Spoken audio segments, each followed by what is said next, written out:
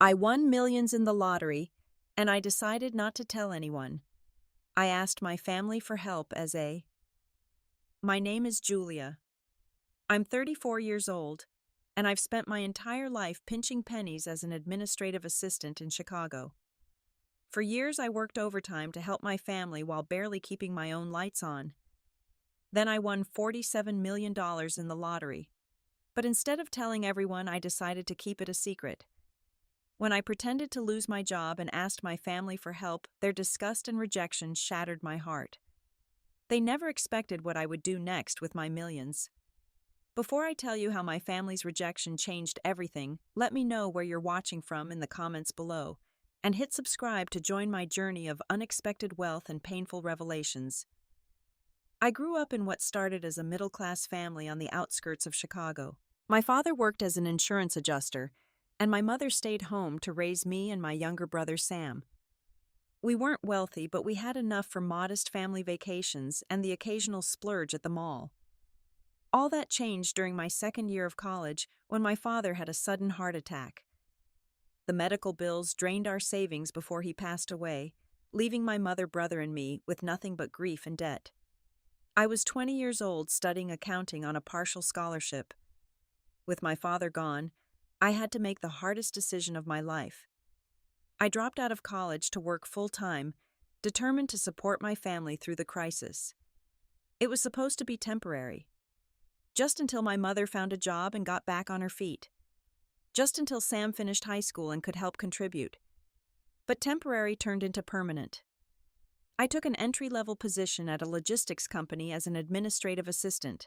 The pay was barely enough, so I picked up weekend shifts at a local coffee shop and did data entry from home in the evenings. Every month I sent money to my mother for bills and groceries. When Sam got accepted to business school, I helped with his tuition, taking out a personal loan I couldn't really afford. My own life existed in suspended animation. My apartment was a tiny studio with peeling paint and unreliable heat. My furniture consisted of secondhand pieces I'd scrounged from thrift stores and sidewalk giveaways. I counted every penny, clipped coupons religiously, and knew the price of every item in my regular grocery list down to the cent. Birthday gifts for myself were practical necessities. New shoes when the old ones developed holes. A winter coat when mine became too threadbare to keep out the Chicago wind. Meanwhile, my family grew more entitled with each passing year. Sam graduated with his business degree and immediately bought a luxury car on credit. He constantly complained about his entry-level position at a marketing firm, insisting he deserved better. When I suggested he look for a better-paying job or take on side work like I did, he laughed and said, "That's fine for you, Julia, but I have a social life to maintain." My mother, Linda, never seemed to recover from my father's death financially or emotionally. She refused to take more than part-time work, claiming various health issues that somehow never prevented her from taking weekend trips with her sister Patricia. She played favorites, blatantly praising Sam's business degree while rarely acknowledging my sacrifices. When I couldn't afford to contribute to Sam's graduation gift, she told family members I was being selfish for once. Aunt Patricia was perhaps the worst of all. Though she had a comfortable retirement from her late husband's pension, she never offered to help my mother financially. Instead, she spent her time gossiping about everyone in the family, particularly me. "Julia never did finish college," she'd say loudly at family gatherings. "Such a shame to waste potential. And now looks stuck in that secretary job forever." Despite everything, I kept helping. When Sam needed a security deposit for his new apartment in a trendy neighborhood, I emptied my meager emergency fund. When my mother's refrigerator died, I put a new one on my credit card. When my cousin had a wedding, I worked double shifts for months to afford a decent gift and appropriate dress. I told myself it was what family did for each other. I told myself they would do the same for me if our positions were reversed. I was wrong. It was an ordinary Friday evening when my life changed forever. I had stopped for gas on my way home from work, exhausted after a 60-hour week. The jackpot for the national lottery had reached $47 million after weeks without a winner. On impulse, I spent $10 on tickets. I never usually played considering it a waste of money I couldn't spare, but something told me to try just this once. That night I sat alone in my apartment eating microwaved leftovers and half watching the lottery drawing on my small TV. When the first number matched one on my ticket, I barely noticed. By the third matching number, I sat up straight, heart pounding. When all 6 numbers lined up perfectly, I couldn't breathe. I checked the numbers online. Checked them again. And again. My hands shook so badly I dropped my phone twice. My legs felt too weak to stand. Tears streamed down my face as 14 years of financial struggle flashed before my eyes. $47 million. It couldn't be real. Things like this didn't happen to people like me. But it was real. After taxes, I would take home approximately $25 million. More money than I could comprehend. More than enough to change everything. My first instinct was to call my family. To tell my mother she would never have to worry about money again. To help Sam start the business he always talked about. To buy my aunt the Caribbean cruise she constantly mentioned wanting to take. Then a cold wave of reality washed over me. These were the same people who took my help for granted. Who complained about my small Christmas gifts while accepting my financial sacrifices. Who belittled my job while benefiting from its steady income. Would money really change how they treated me? Or would it just increase their expectations and demands? The next morning, I called a financial advisor whose name I found after careful research. Miranda Johnson specialized in sudden wealth management and came highly recommended for lottery winners. In her sleek downtown office, I confessed my concerns about my family's potential reaction. It's actually very common for lottery winners to regret telling family members, Miranda explained. Relationships change fundamentally when large sums of money enter the picture. Expectations increase exponentially. She outlined a plan to collect my winnings through an anonymous trust legal in Illinois for lottery winners who wanted to protect their privacy. Then she suggested something that took me by surprise. Before you tell your family anything, you might want to test their character, she said. See how they respond when you need help, rather than when you're offering it. It might give you valuable information about how to proceed. The idea took root in my mind. What if I pretended to lose my job, asked for the kind of help I'd given freely for years? The thought made me uncomfortable, but also curious. Would they step up for me the way I had for them? I set up the anonymous trust with Miranda's help. I opened new bank accounts. I made appointments with an estate planner and an investment advisor. And all the while, I continued my normal life. Same apartment, same clothes, same careful budgeting at the grocery store. Only now a secret fortune sat behind it all. I felt guilty about the deception I was planning. Was it wrong to test my family this way? But then I remembered all the times I'd gone without necessities to help them. All the dreams I'd deferred. All the condescending comments and taken for granted assistance. Perhaps this wasn't just a test for them, but a way for me to finally see the truth about our relationship. 2 weeks after collecting my lottery winnings, I called my brother Sam. I had rehearsed what to say, trying to sound appropriately worried but not desperate. My heart raced as the phone rang. This was the moment of truth.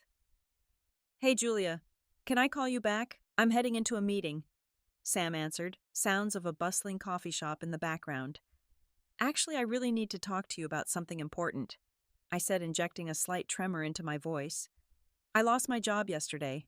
Budget cuts. I'm kind of freaking out about making rent next month." The line went quiet for a moment. "That sucks," he finally said, his tone more annoyed than sympathetic. "But you've been at that place forever. You must have savings, right?" I explained that my emergency fund was depleted after helping him with his apartment deposit last year. I only needed $1,500 to cover rent while I looked for a new job. I promised to pay him back as soon as I was employed again. $1,500? That's a lot, Julia," he said with a laugh that cut like glass. "I just bought a new entertainment system. My budget's kind of tight right now." This from the brother whose education I had helped fund, whose apartment I had helped secure, who had just posted photos of his weekend ski trip on social media. "Maybe ask Mom." "You know I would help if I could," he added, not even trying to sound sincere. Look, I really have to go. Good luck with the job hunt. He hung up before I could respond. Next, I called my mother. I gave her the same story, asking if she could help with just a portion of my rent. $500 that I would repay as soon as possible. Julia, you know I live on a fixed income, she said immediately. I barely make ends meet as it is. I know, Mom. I wouldn't ask if I wasn't desperate, I said, hating the pleading in my voice despite knowing this was just a test. Well, this is why people need to plan better, she replied. Her tone shifting to the lecture mode I knew all too well. You should have saved more when you had that job. You spent too much helping others when you should have been looking out for yourself. The irony of her statement was so painful I almost laughed. For years she had expected and accepted my financial help. Now she was criticizing me for giving it. Sam just bought a new car, I pointed out, trying to keep the hurt from my voice. Maybe he could help me. Your brother has a career to maintain. He needs to look successful in his industry, she replied defensively. Besides, he just got that promotion. He deserves to enjoy his hard work. The conversation ended with vague promises to see what she could do. She never called back. Within days, Aunt Patricia was calling relatives with the news of my irresponsibility. According to her, I had been fired for poor performance, not laid off as I'd claimed. She told anyone who would listen that this was what happened when someone settled for a dead-end job instead of pursuing education. My cousins suddenly became unreachable. Text messages went unanswered. Social media comments dried up. It was as if I had contracted a contagious disease called poverty, and everyone was afraid of catching it. Only my friend Megan, a single mother who ran a struggling daycare center, offered genuine help. Though I knew she could barely afford it, she invited me to stay with her if I lost my apartment. She offered to share her groceries and help with my job search. You've always been there for everyone else, she told me sincerely. Let someone be there for you for a change. I thanked her but declined feeling guilty about the deception. Megan was the one person who passed my test with flying colors, and she was the one person I wasn't actually related to. As the rejection from my family continued, a cold realization settled in my chest. All those years of sacrifice had earned me nothing. The moment I needed help, rather than offering it, I became an inconvenience to be avoided. A failure to be criticized. A burden to be shed. The final breaking point came at a family dinner hosted by my mother. I hadn't planned to attend knowing what awaited me, but Aunt Patricia called specifically to insist I come.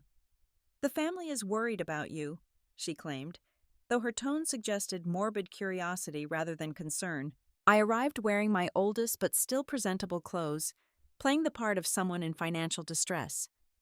My mother greeted me with a quick, stiff hug before immediately pointing out that Sam had brought an expensive bottle of wine to share. The dinner conversation flowed around me, deliberately avoiding any mention of jobs or finances, until my cousin Andrea asked innocently about my work. Before I could answer, Aunt Patricia jumped in. Julia's actually between jobs right now, she announced to the table. Such a difficult position to be in at her age. The looks of pity and poorly disguised judgment around the table made my stomach clench. I was 34 years old, and until 2 weeks ago I had never missed a day of work or a bill payment in my life. Have you tried temping, my uncle suggested. Or maybe retail, I hear the mall is always hiring. You know, Sam said, swirling his wine glass, if you had finished your degree like I did, you wouldn't be in this position. Entry-level office work is just too unstable. My mother nodded in agreement. We always knew this job wasn't a good long-term plan. I told you that years ago. The conversation devolved from there.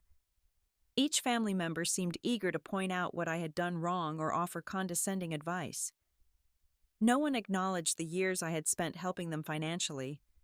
No one offered genuine assistance. Maybe you should find a rich husband, Sam suggested with a smirk. That would solve your problems faster than job hunting. The table erupted in laughter. Even my mother chuckled. I excused myself to use the bathroom, needing a moment alone to compose myself. As I passed the kitchen, I overheard my mother and Aunt Patricia talking in low voices. "She's always been the struggling one," my aunt was saying. "Some people just don't have what it takes to succeed."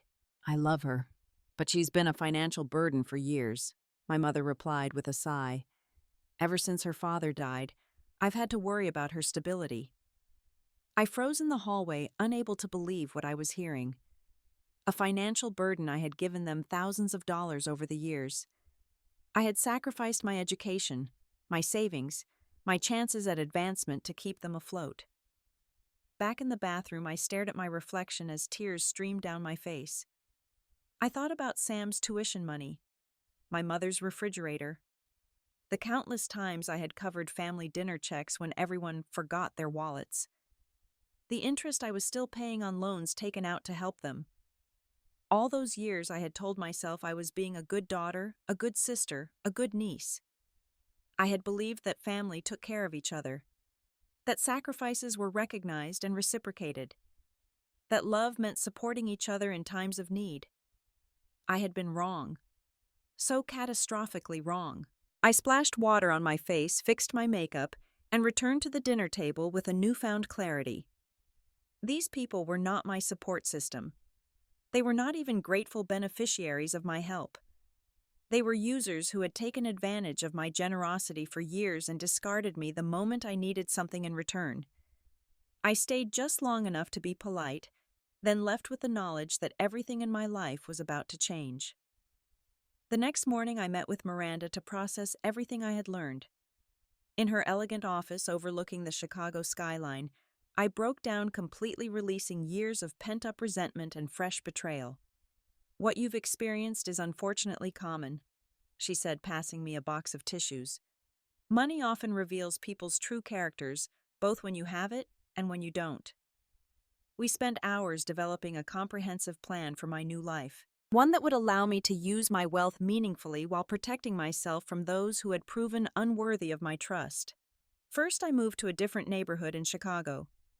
Not to a mansion or luxury high-rise that would draw attention, but to a pleasant two-bedroom condo in a safe area with good amenities. I furnished it simply but with quality pieces that would last, savoring the ability to choose what I wanted rather than what I could afford. I began to enjoy small luxuries without flaunting wealth. Fresh flowers on my dining table, well-made clothes that fit properly, grocery shopping without checking prices or using coupons, regular massages to ease the tension of years spent worrying about money. These simple pleasures felt more luxurious than any expensive car or designer handbag ever could. With Miranda's guidance, I established the Second Chance Foundation, a charitable organization focused on helping working people in temporary financial crisis. The foundation provided emergency rent assistance, car repair funds, and medical bill grants to individuals who were employed but facing unexpected hardships. I worked with the foundation, anonymously reviewing applications and approving funds for people whose stories resonated with my own experience of working hard, but still struggling. I reconnected with Megan, my one true friend, who had offered help when I needed it. Learning that her daycare center was in danger of closing due to building code violations she couldn't afford to fix, I anonymously arranged for the repairs through my foundation. Watching her business stabilize and grow gave me more satisfaction than any luxury purchase could have. I also returned to school, enrolling in online courses to finally complete my accounting degree. Studying without financial pressure, I discovered a genuine love for the subject that had been overshadowed by stress before. I made plans to eventually use my degree to help manage my foundation more effectively. As months passed, I developed a new sense of inner peace. The constant anxiety that had been my companion for 14 years gradually faded. I slept through the night without waking to worry about bills. I ate proper meals instead of whatever was cheapest. I began to recognize my own worth beyond what I could provide for others. I remained in contact with my family but established clear boundaries. I no longer offered financial help. I declined invitations that would require me to spend money I now pretended not to have. I kept conversations light and redirected personal questions. If they noticed the changes in me, they attributed them to bitterness over my supposed job loss. None of them suspected I was now worth millions. The transformation wasn't just external. Inside, I was healing from years of being undervalued and taken for granted. I worked with a therapist to process my complicated feelings about my family and my new wealth. I learned to distinguish between genuine connections and transactional relationships. Most importantly, I learned that generosity should flow from abundance, not from the depletion of one's own resources. My life had changed completely, but to casual observers, it appeared I had simply landed on my feet after a setback.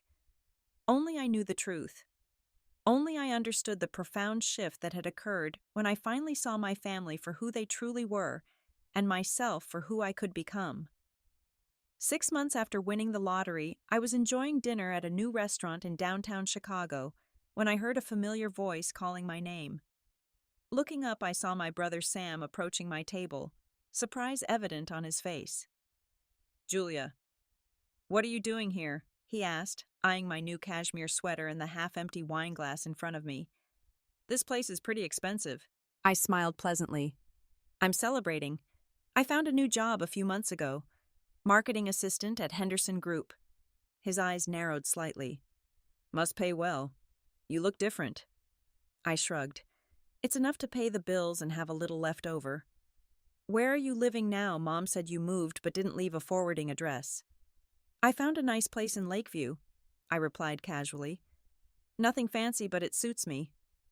Sam's expression shifted to one I recognized well. The calculating look he got when he sensed an opportunity. "That's a pretty good area. Listen, we should catch up properly. Maybe you could come to Mom's for dinner this weekend." The invitation was so transparent it was almost comical. 6 months of silence, and now suddenly he wanted to reconnect.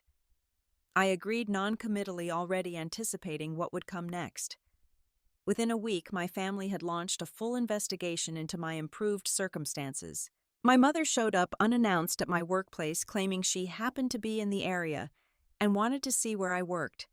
Fortunately, I had anticipated this possibility and arranged with Miranda to use a small office in her firm's building as my fictional workplace.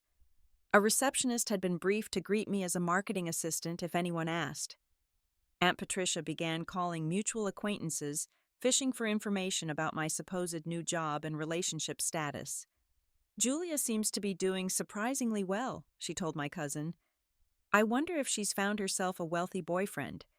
You know she always did try to take the easy way out."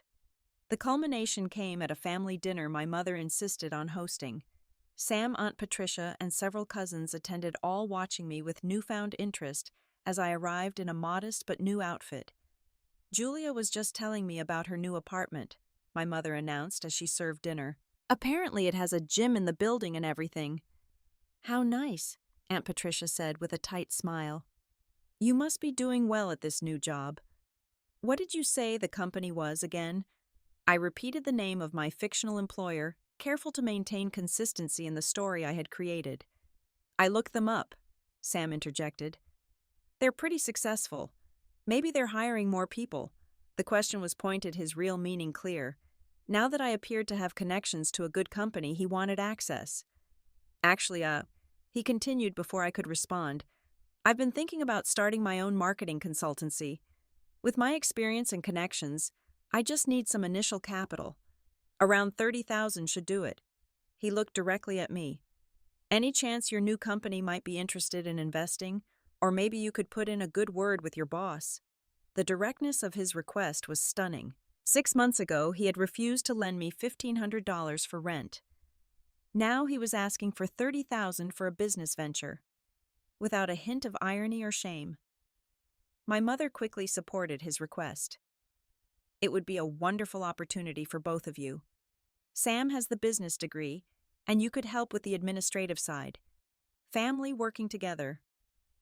I felt a strange calm as I looked around the table at their expectant faces. They had ignored me when I needed help, criticized me when I struggled. Now they wanted access to what they perceived as my good fortune. "I'll think about it," I said simply, taking a sip of water to hide my expression. Later, as Sam walked me to my car, he pressed harder. "Look, Julia, I know things have been weird between us, but this business could really take off with the right support. We could make a lot of money together. I looked at my brother, really looked at him, and saw the emptiness behind his charming smile. When I lost my job and asked for your help, you said your budget was tight because of an entertainment system. Now you want $30,000 from me. He had the grace to look momentarily embarrassed before recovering. That was different. This is an investment, not a handout. You'd get returns. Besides, that was before I knew you'd land on your feet. In that moment, I understood something fundamental about people like my brother. To him, relationships were transactions. People were valuable only for what they could provide. Love was conditional based on convenience and potential benefit. I had a choice to make. I could reveal my lottery winnings and watch them all transform into sycophants overnight. I could maintain my deception and continue observing their true characters. Or I could find a middle path that would allow me to set boundaries while maintaining my privacy. The decision crystallized over the following weeks. I arranged another family dinner, this time at my new apartment. I wanted them to see my improved circumstances firsthand, but also to create the right setting for what I needed to say. As they explored my modestly upscale condo, expressions of surprise and calculation crossed their faces. My mother inspected my kitchen appliances. Sam examined my new television. Aunt Patricia peeked into closets when she thought I wasn't looking. "So what's the occasion?" Sam finally asked, as we sat down to the meal I had prepared. "Are you finally going to tell us what's really going on with you?" I took a deep breath.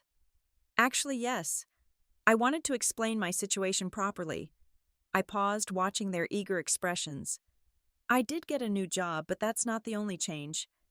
I also received an inheritance from Dad's cousin Robert. He passed away earlier this year." This was the cover story Miranda and I had created. A modest inheritance from a distant relative would explain my improved circumstances without revealing the full extent of my wealth. "Robert left me enough to pay off my debts and put a down payment on this place," I continued. "It wasn't millions, but it was enough to give me a fresh start." "Robert," my mother repeated, confusion evident. "I don't remember any cousin Robert." "He and Dad weren't close, but they reconnected by email a few years before Dad died." I explained, having thoroughly prepared this fictional backstory. "He lived in Arizona. No children of his own." "And you never thought to mention this inheritance to us?" Aunt Patricia asked sharply. I met her gaze steadily. "Actually, I did think about it, very carefully, especially after what happened when I lost my job and asked for help." The room fell silent. I continued, my voice calm but firm. "When I needed help, temporary help, that I promised to repay, not one of you was willing to assist me. Sam, you refused to lend me $1,500 for rent after I helped put you through business school. Mom, you criticized my financial planning when I asked for $500, despite the thousands I've given you over the years." I turned to my aunt. "And Patricia, you spread rumors that I was fired for incompetence rather than laid off due to budget cuts. You all avoided me when you thought I had nothing to offer. Now that you think I might have something, you're suddenly interested in reconnecting." Sam's face flushed with anger. "So this dinner is just to make us feel guilty, real mature Julia." "No," I replied. "This dinner is to establish clear boundaries going forward. I value family, but I've learned that healthy relationships can't be one-sided. I won't be investing in your business venture, Sam. I won't be taking financial responsibility for anyone else's needs or wants. I'm happy to be part of this family on equal terms, but the days of me giving while receiving nothing in return are over." My mother's eyes filled with tears, but I recognized the manipulation behind them. "After everything I've done for you, this is how you repay me, by holding a grudge." "It's not a grudge, Mom. It's a boundary. I love you, but I won't set myself on fire to keep others warm anymore." The evening ended awkwardly, with hurt feelings and defensive reactions all around. But as I closed the door behind them, I felt lighter than I had in years. The truth had been spoken. The boundaries had been set. In the months that followed, I continued building my new life. The Second Chance Foundation grew, helping dozens of working people through temporary financial crises. I completed my accounting degree and began volunteering my skills to help other nonprofit organizations. I developed genuine friendships based on mutual respect rather than what I could provide. My relationship with my family evolved slowly. Some, like Sam, chose to distance themselves when it became clear I wouldn't be a source of easy money. Others, including my mother, maintained contact, but with a new wariness, uncertain of their footing now that the power dynamic had shifted. Only Megan, who knew a partial version of the truth, became a true confidant and friend. The millions sitting in my carefully managed investment accounts gave me security, but the real wealth was in what I had learned. That generosity should be given freely, not extracted through obligation or guilt. That true family supports each other through hardship rather than disappearing at the first sign of need. That financial security means little without the emotional security of authentic relationships. I never did tell my family about the lottery winnings. The test had revealed everything I needed to know. Instead, I channeled my fortune into helping strangers who reminded me of myself before the winning ticket. People working hard but falling short through no fault of their own. People needing not a handout, but a hand up. Every time the foundation provided rent assistance to a single mother, helped a student stay in college after a parent's job loss, or covered medical bills for a working family, I felt the true purpose of my unexpected wealth. Not to create dependency or obligation, but to offer others the second chance I had received. Have you ever discovered someone's true character in a moment of crisis? Would you have handled your family differently if you were in my position? Share your thoughts in the comments below. And if this story resonated with you, please hit the like button and subscribe to hear more journeys of unexpected life lessons. Remember, sometimes the greatest gift is seeing people for who they truly are, even when that truth is painful. Thank you for listening, and may you find authentic connections in your own life.